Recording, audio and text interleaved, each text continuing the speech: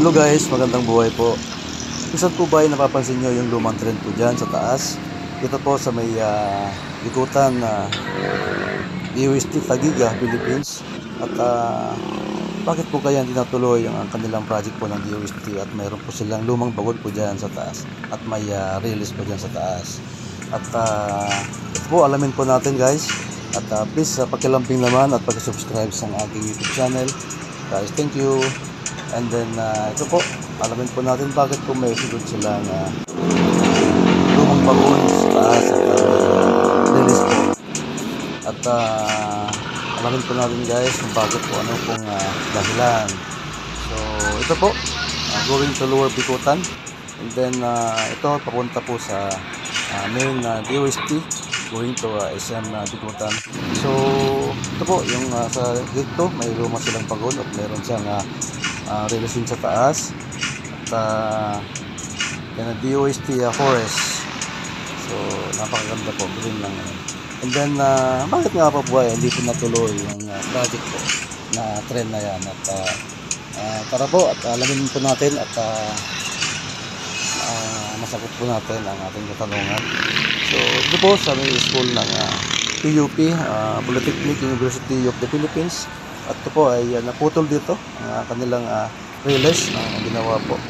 At hanggang ngayon po ay makikita po natin dyan yung lumang bagon o tren na nasa taas po.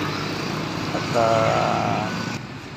bakit nga ba hindi po natuloy-tuloy hanggang po ngayon? Dahil 20 years po na po nakikita at hindi naman po natuloy.